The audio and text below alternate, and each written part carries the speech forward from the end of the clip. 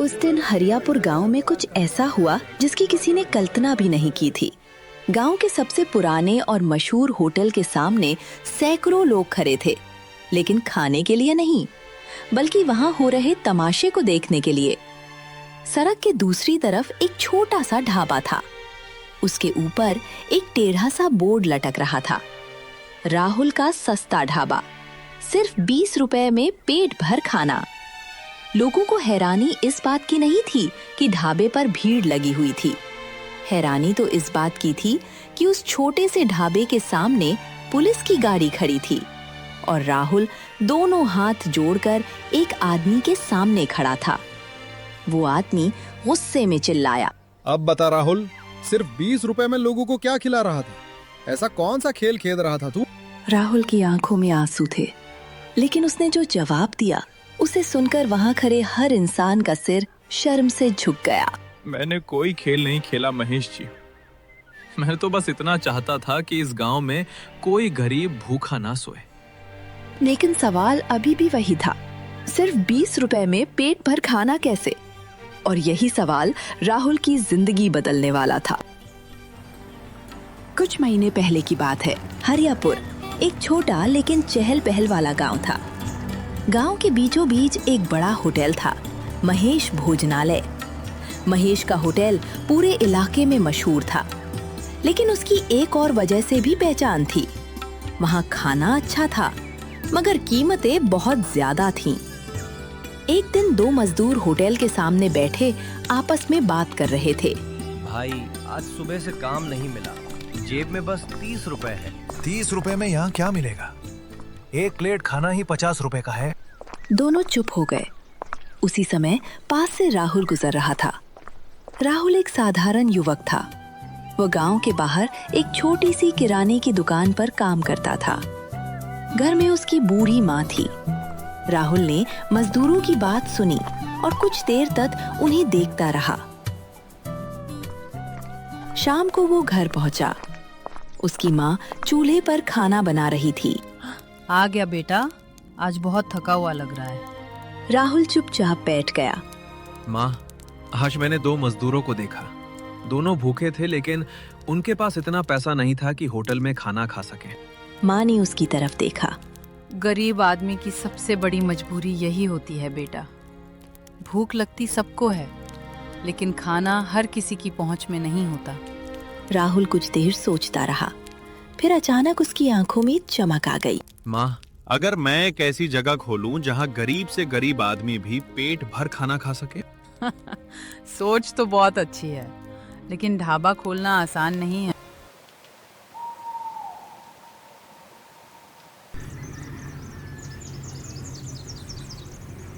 अगली सुबह गांव की सड़क किनारे एक पुरानी खाली दुकान में सफाई शुरू हो गई। फिर कुछ दिनों बाद वहां नया बोर्ड लग गया, राहुल का सस्ता ढाबा। नीचे बड़े बड़े अक्षरों में लिखा था, सिर्फ 20 रुपए में पेट भर खाना। लोग हैरान थे। गांव वाले बोर्ड पढ़कर हंसने लगे। 20 रुपए में आजकल चाय और पकोड़ा भी मुश्किल से मिलता है, और ये पेट भर खाना खिलाएगा? 2 दिन में दुकान बंद हो जाएगी। लेकिन राहुल ने किसी की बात पर ध्यान नहीं दिया। उसने ढाबे में बहुत साधारण खाना रखा, गर्मा गर्म दाल, चावल, 2 रोटियां और मौसम के हिसाब से सब्जी। पहले दिन ढाबे पर सिर्फ 2 ग्राहक आए। राहुल ने मुस्कुराकर खाना परोसा। शाम तक पूरा सामान लगभग बचा हुआ था। बेटा, आज तो कमाई भी नहीं हुई। राहुल ने बचा हुआ खाना देखा, फिर बोला, माँ, खाना बर्बाद करने से अच्छा है किसी भूखे को खिला दे। उस रात राहुल और उसकी माँ ने बचा हुआ खाना जरूरतमंद लोगों में बांट दिया। उन्हें नहीं पता था कि अगले दिन से सब कुछ बदलने वाला है।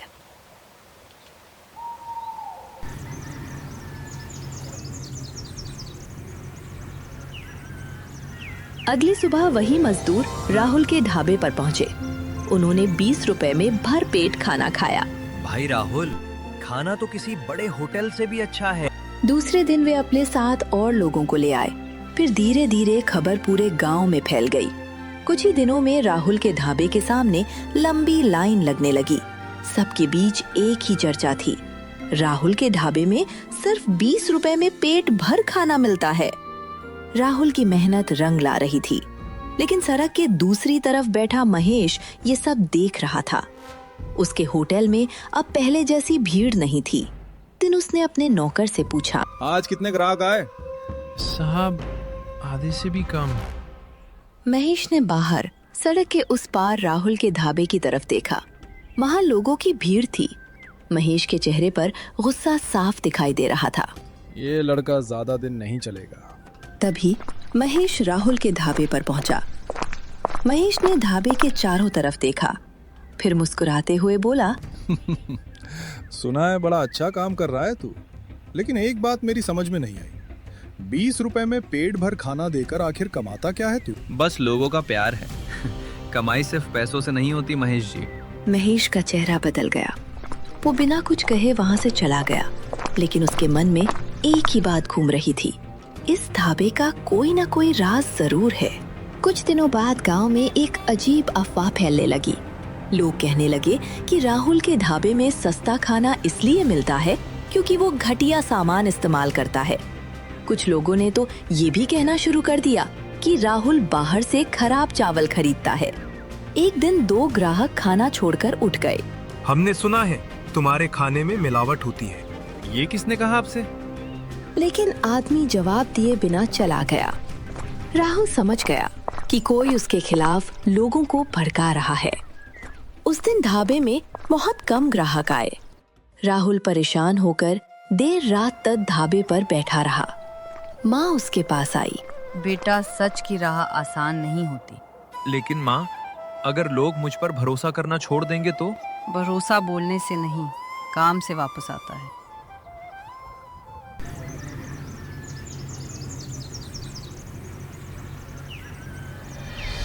अगले दिन राहुल ढाबे के सामने खड़ा होकर जोर जोर से गांव वालों को बुलाने लगा। आइए और अपनी आंखों से देखिए कि आपका खाना कैसे बनता है। अब ढाबे की रसोई खुली रखी गई है। कोई भी आदमी अंदर से देख सकता है कि कौन सा सामान इस्तेमाल हो रहा है। गांव वाले आने लगे। उन्होंने देखा कि राहुल सुबह सुबह स्थानीय किसानों से सीधे खरीदी हुई ताजी सब्जियां, दाल और चावल थोक बाजार से सस्ते दाम पर ला कर रखे थे। उसने कहा, वो खाने को फेंकता नहीं था और जरूरत के हिसाब से ही बनाता था। उसकी माँ भी रसोई में मदद करते थी। धीरे धीरे लोगों को सच्चाई समझ आने लगी, लेकिन फिर भी एक सवाल बचा था। राहुल इतनी कम दाम में ढाबा चला कैसे रहा था? असल में राहुल का एक नियम था। वो ज्यादा मुनाफा नहीं रखता था, कम कमाई करता था, लेकिन ज्यादा लोगों को खिलाता था।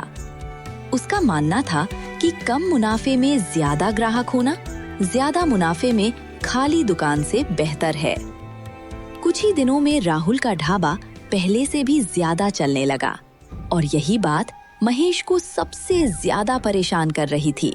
महेश ने फैसला किया कि अब वो राहुल को बदनाम करके ही रहेगा। फिर उस रात उसने अपने आदमी से कहा, कल सुबह ऐसा काम होना चाहिए कि इस ढाबे में कोई ग्राहक कदम ना रखे।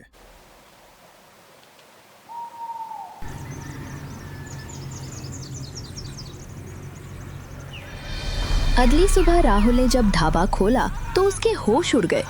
ढाबे के बाहर एक आदमी जमीन पर पड़ा था। उसके पास खाने की प्लेट रखी हुई थी। आसपास लोग जमा होने लगे।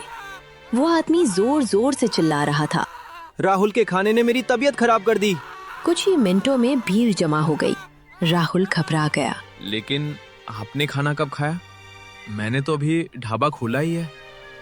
तभी महेश भीड़ के बीच से आगे आया। राहुल, अब बातें बनाने से कुछ नहीं होगा। मैं तो पहले ही कहता था कि इतना सस्ता खाना देने के पीछे कोई गड़बड़ जरूर है। राहुल की माँ भी वहाँ पहुँच गई।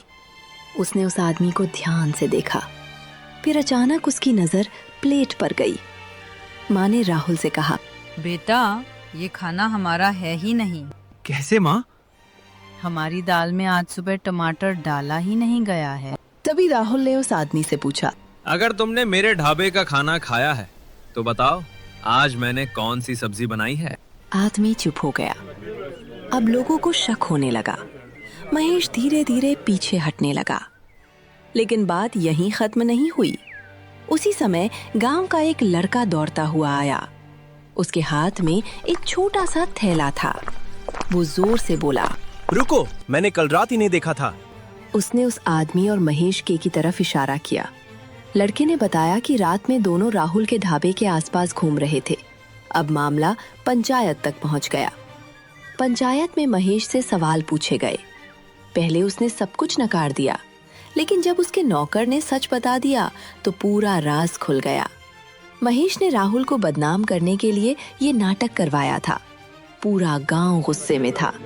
सरपंच ने महेश की तरफ देखते हुए कहा, तुम्हें राहुल की सफलता से परेशानी थी, लेकिन तुमने अपनी दुकान सुधारने के बजाय उसे बर्बाद करने की कोशिश की। महेश चुप था।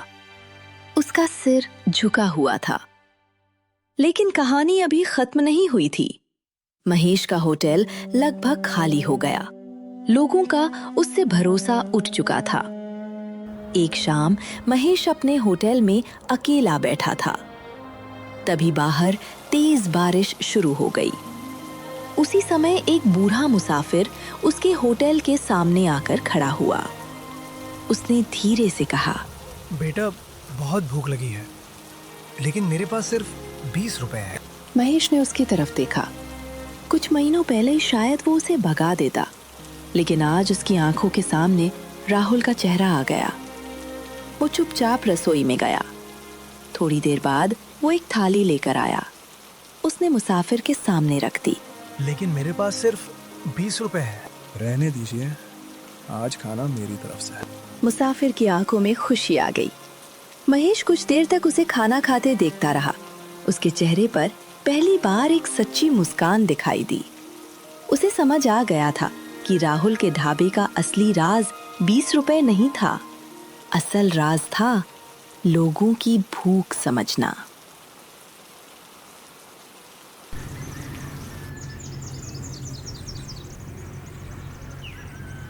अगली सुबह महेश राहुल के ढाबे पर पहुंचा। राहुल उसे देखकर थोड़ा चौंका। महेश कुछ देर चुप रहा, फिर बोला, राहुल, मैंने तुम्हारे साथ बहुत गलत किया। मैं तुम्हारी दुकान से नहीं हार रहा था, मैं अपनी लालच से हार रहा था। राहुल ने मुस्कुराकर कहा, गलती हर इंसान से होती है। फर्क सिर्फ इतना है कि कोई गलती छुपाता है और कोई उसे सुधार लेता है। महेश की आंखें नम हो गईं। उस दिन के बाद महेश ने अपने होटल की कीमतें कम कर दी।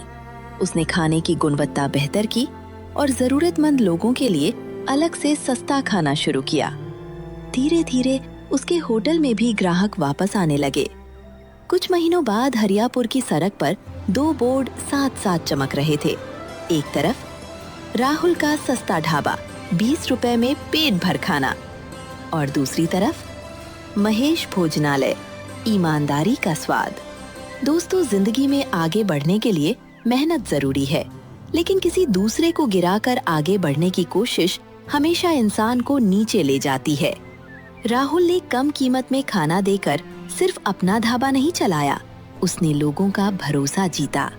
और महेश ने देर से ही सही, लेकिन ये समझ लिया कि असली कमाई सिर्फ पैसों में नहीं होती, क्योंकि जिस कारोबार में इंसानियत शामिल हो जाए, वहाँ ग्राहक सिर्फ पैसे देकर नहीं, दिल से लौट कर आते हैं।